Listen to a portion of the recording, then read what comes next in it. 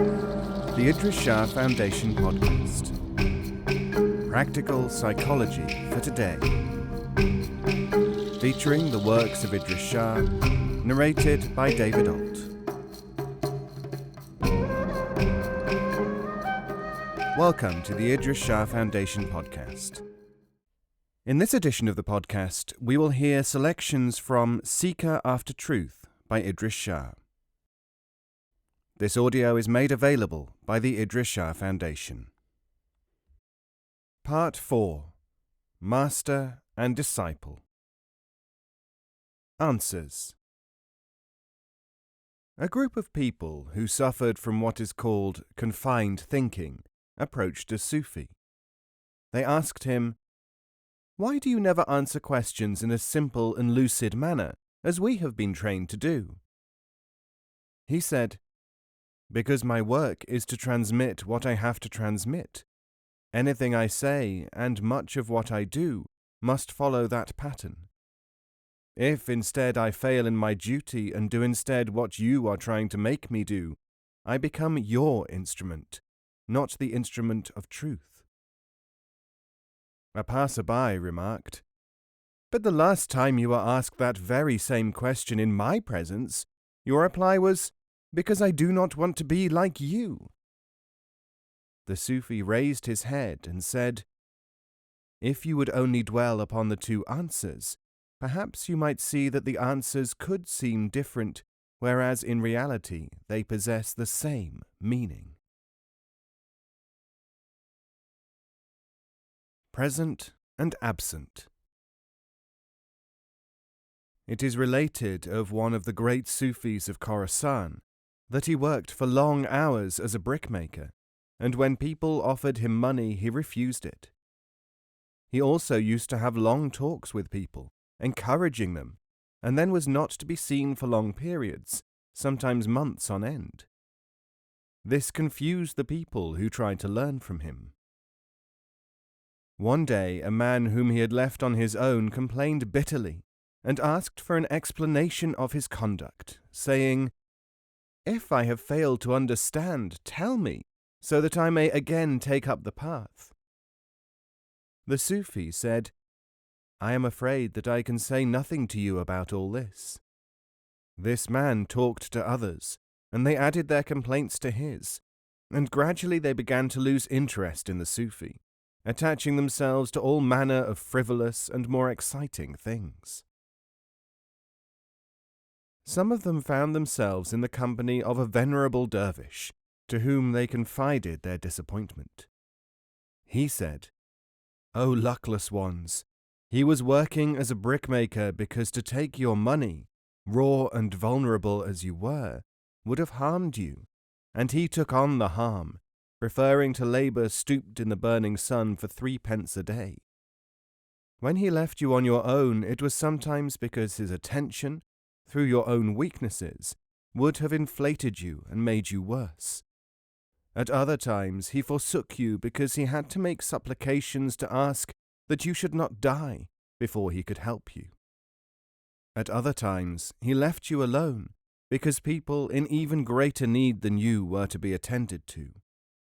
You are the kind of people who see all his actions, which are all worthy ones, as faults, because you cannot perceive goodness and reality, and because you think only of the nurturing of the ugliness in your false selves." The people were ashamed, and they said, "Give us permission, O great sage, to return to our master, to make amends to him." He answered, "The permission is easy, and you have it, but the performance is impossible. He is dead, because his earthly life had to stop the moment you deserted him. When he had nobody to attend him, he had to continue on his journey." They said, "Whence did you gain this insight?" The sage said, "I am the solitary remaining disciple of that same master of yours. Only 1 in 1,000 people want to learn. We were, at the outset, 1,000 people. The rest of them are not dead, but they, like you, long ago decided that our late master was insufficient to their needs.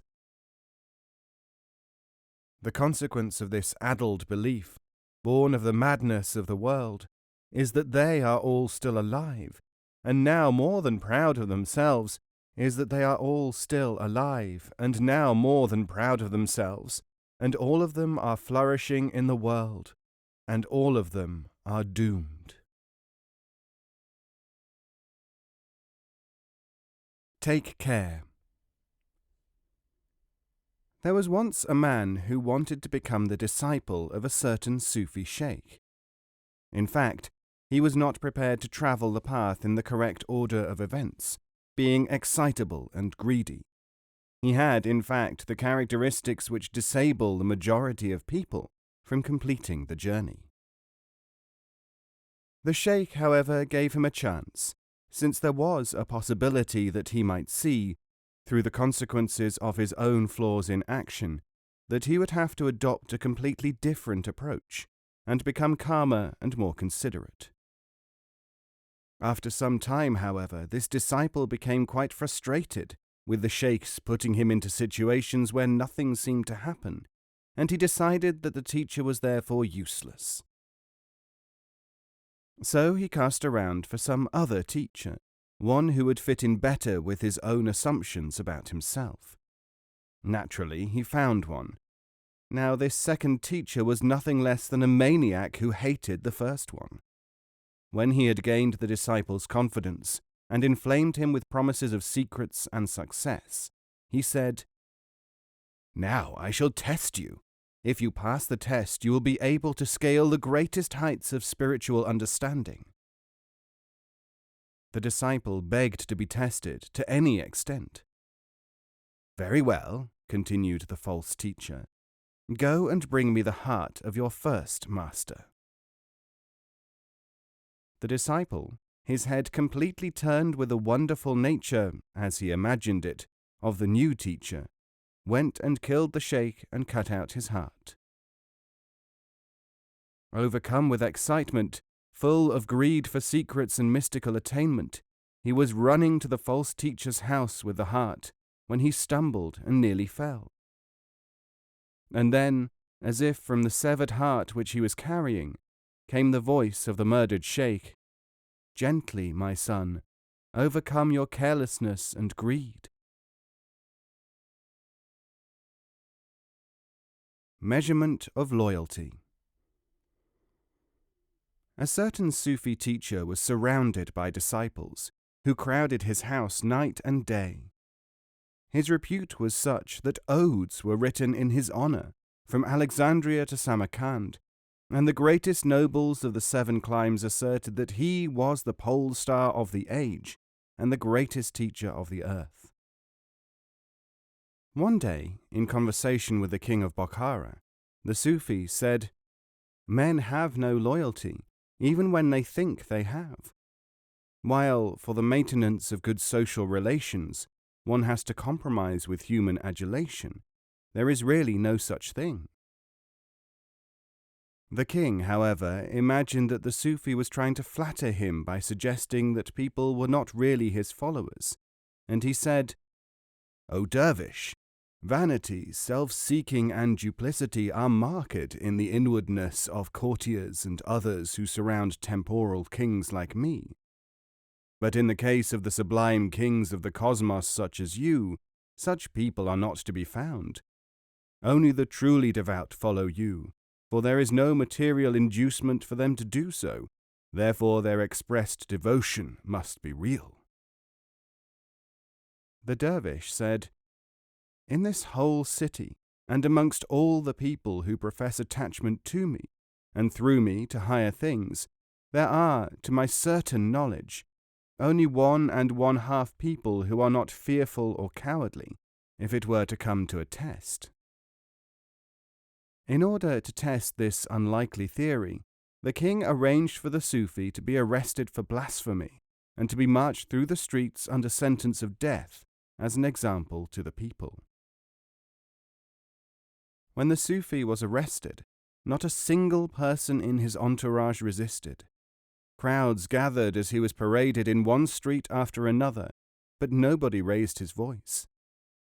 After several hours, one man rushed up to the guards and shouted, "He is innocent!" Then, in another quarter of the city, a second man went to the court and said, "Arrest me, I am guilty of blasphemy, and what was reported of the Sufi was said by me. He was only quoting my words in order to refute them." When the king and the Sufi met privately to discuss the day's events, the Sufi said, "You see, it is as I predicted. The man who said I was innocent was the half person who was not cowardly, and the one single man was he who was prepared to exchange his life for mine." Poisoning the untutored. A certain famous scholar was surprised and pleased when he started to receive, as pupils, batches of disciples from a Sufi whose liberal views were in total contrast to his own. For 20 years, nobody else could gain entry to the scholar's lectures, so filled were they with the Sufi's students. When he had come to the end of his teaching days, the scholar travelled to the Sufi's house. He said, "All these years I have been constantly delighted to note that you prize my teaching so highly that you have continuously sent parties of students to me. My lectures have been crowded out for 2 decades as a result." The Sufi said, "I am glad that you have been satisfied by my actions. For my own part, I am happy that you suspended your campaign against me as soon as my students started to go to you and did not restart it." The scholar, however, wanted to know more. "But do tell me," he said, "what made you act as you did? Which of my addresses impressed you most? How did you come to understand my importance and to respect my role?" The Sufi said, "Your role was fulfilled, and surely that should be enough for any man." "No," said the scholar, "it is not enough. Tell me, omitting no detail, what made you decide to send people to me?" "I ask you a second time, do not press me," said the Sufi. "I insist," said the scholar, "and I shall not cease to press until you have confided the pattern." "Well," said the Sufi, "something had to be done to prevent the untutored from being poisoned by your prejudices. I had only my pupils to provide. But we did not lose by it. They were able to complete their education by observing how not to think." The Promise. The Sufis say that most people for most of their lives are unable to learn deeper things. This is because of the way in which they interpret what others are trying to teach. 2 of the weaknesses which again and again manifest themselves are accepting words too literally and interpreting them too superficially. This story shows the 2 tendencies. The disciple represents the first, his friend the second. A dervish said to a disciple, "Promise me one thing, and I will do anything for you." The disciple agreed. "Now," said the dervish, "you shall promise never to ask me to do anything for you, then I'll do anything you need." One day a friend asked the disciple, "What are you learning from your dervish teacher?" The disciple told him, "He has instructed me never to ask anything from him." "That's not a teacher," said his friend. "That is a miser." Idolatry. Someone said to a Sufi, "Teach me to pray." The Sufi said, "Not only are you already praying, but a part of your mind is constantly engaged in it." The man answered, "I do not understand you, for I have been unable to pray to God for many months for some reason." The Sufi told him, "You said, 'Teach me to pray.' You did not mention God." Now, the prayer which you have been engaged in for all this time is prayer towards your neighbors, for you constantly think of what they may think of you. It is permanent prayer to an idol of money, because this is what you want. It is also a prayer towards an effigy of safety and another of plenty. When you have so many gods and so much prayer as a permanent part of your being, is it any wonder that you have no room for any other kind of prayer?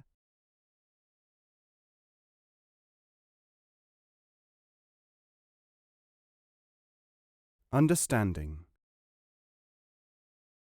A Sufi was asked, "Which was the most moving, the most instructive, or the most effective experience of your long life?"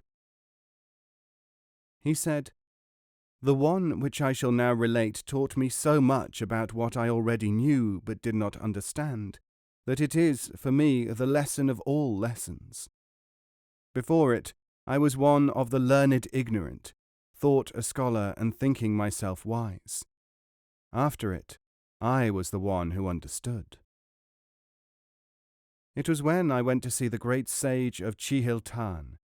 He was, when I arrived, due to the intrigues of narrow-minded men, surrounded by a howling mob whose minds had been poisoned against him. He stood on his balcony, not answering, but having come out because the crowd were baying like hounds. Then one man began to abuse him louder than all the rest, and he did so to such effect that the crowd were first silenced, listening to their jackal leader, then uncomfortable, aghast at such violence. Then, when the sage stood silent still, muttering against the man who had been their spokesman a few minutes before. I thought, surely this is a miracle, by which God makes his enemies the means of helping his friends. But what will happen to the leader, who is now becoming a scapegoat for the mob? Then, as the mass began to shout their own erstwhile leader down, I saw the sage of Chihiltan strike him a blow. I thought, he has done an evil thing, that he could not restrain himself at the moment of victory. But the crowd melted away, and I wandered off without visiting the sage, for I did not know how to think. After an hour or two I saw a poor dervish with a bowl of curds in front of him by the wayside, and sat down when he offered me some of his meal. He read my thoughts as I ate, for he said after a few minutes, "Faithless and merciless one, you wonder why the sage of Chihiltan could not keep his temper, and why he struck his tormentor, voiding in your eyes his repute for restraint. No, O ignorant measurer of superficialities, the reality is different from the imagination, because what looks to you like a fact is truly imagination. The sage hit the man, that is the only fact. His intention, on the contrary, is not a visible fact, but an imagination of your devil's mind. He hit the man to dispel the crowd, for if he had not, in another moment they would have attacked his tormentor. By hitting him, he satisfied the thirst of the mob for visible punishment. The attacker was not hurt, but rather protected from the fury of the mob, who would have torn him apart. So you see, what looked like an assault, and was in fact a blow, was the means of preserving the attacker. Until you can see these things, and see them in your heart, you will not be one of the elect, and you will play, like a child with nuts and raisins, and this you will call learning and assessment and knowledge. But you will not have understanding, and you will remain an animal forever unless you learn and learn and learn. But I immediately said, if this principle were to be adopted, then we would refrain from judging by appearances, and all manner of irresponsible things would be done in the name of saintliness, and every villain would thus have a license to do as he would, and the world would come to an end. The poor dervish looked at me, and he laughed, and then he cried, and then he said, O brother of bright countenance, Have you not noticed that the world is coming to an end, and that the people who believe that they are doing good, and who lack perception and understanding, are the ones who are bringing it to its end? And yet you look not at that, but in fact wish to aid the process. Do not concern yourself with this, but rather develop the understanding of the meaning of events, not the speciality of the scrutiny of appearances.